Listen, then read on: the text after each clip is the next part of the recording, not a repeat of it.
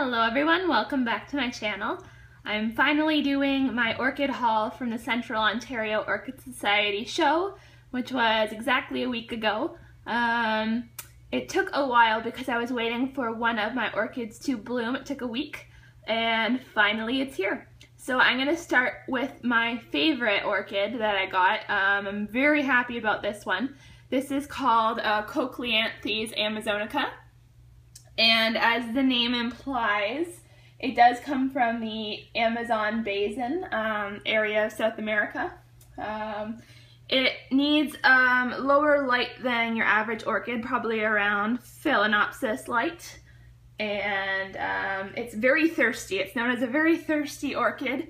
It doesn't like to dry out because it doesn't have any pseudobulbs and the leaves are pretty thin. So it's one that you don't want to let the moss get too crispy. And it needs high humidity. The reason I'm very happy about this orchid is because I had a cross between a Cochleanthes and a Pescatoria for years, and it did very, very poorly in my environment.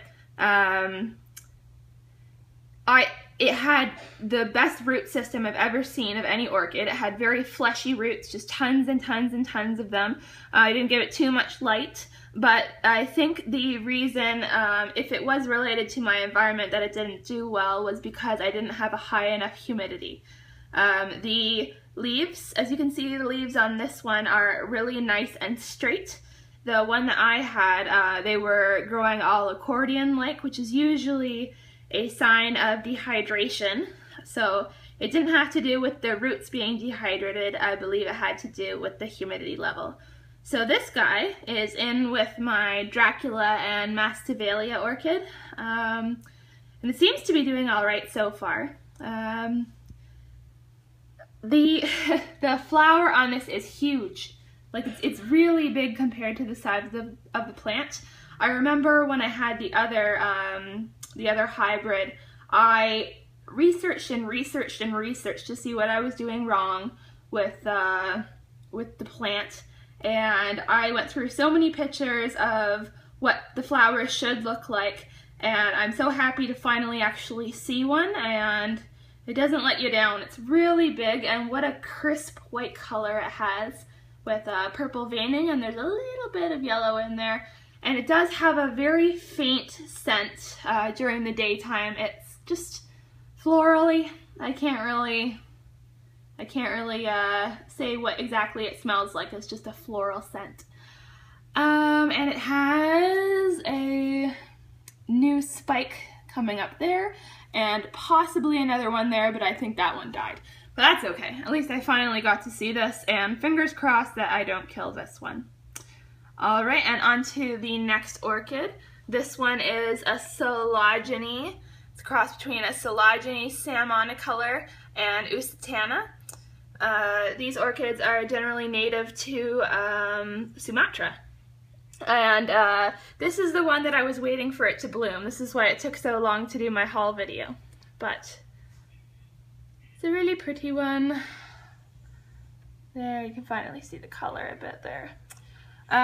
This one was from Orchids in Our Tropics. This guy here was from Crystal Star, but Orchids in Our Tropics is a really nice vendor as well. And it's got another bud up there, and the reason the flowers face down like that is because where they're native to, there's a lot of monsoons. There's seasonal monsoons, and it's like that so the rain doesn't wash the pollen into the orchid, and so it doesn't self-pollinate. So that is an interesting trait of this guy. It also does not like to dry out too much. Doesn't need to be quite as moist as this one. This is the only type of orchid that I know of other than Draculas and Masdevallias that I've had that actually demands a higher humidity. I find with most orchids you can like get away with not very high humidity. That's why I've succeeded so far in an apartment. But yeah, I also have a Coelogene cristata. I think these might be my favorite, kind of orchid is Coelogenes. They're really pretty.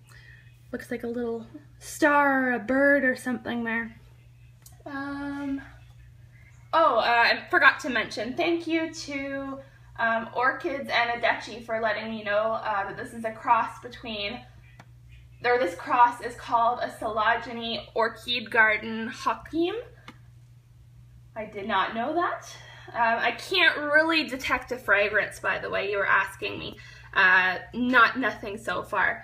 Maybe I'm just checking it at the wrong time of day. All my animals are coming over to say hello. What else? Yeah, it's just a really nice one. It's not as pink as one of its parents, the Silogeny Salmon color, but it looks really nice.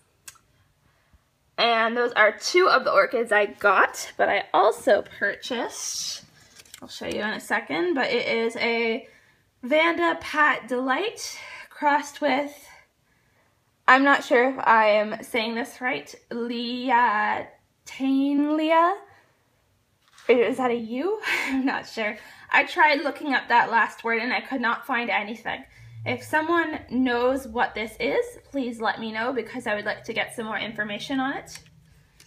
But I will get it down.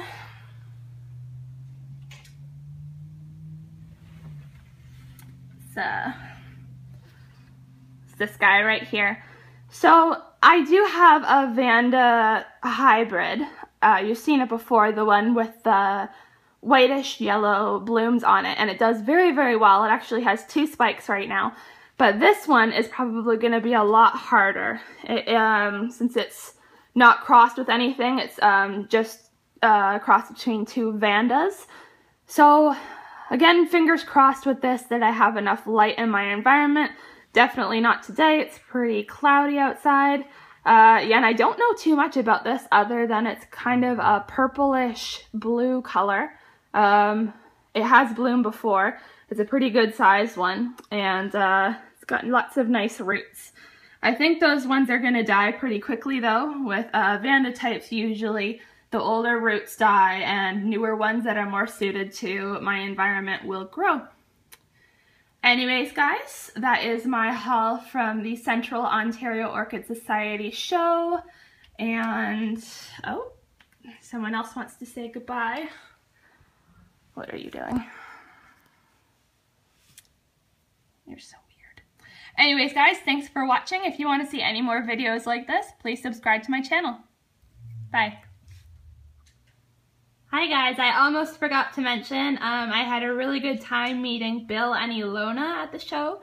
2 very, very nice people, and I enjoyed having a chat with you, and thank you for leaving some orchids for me while I went and I got money.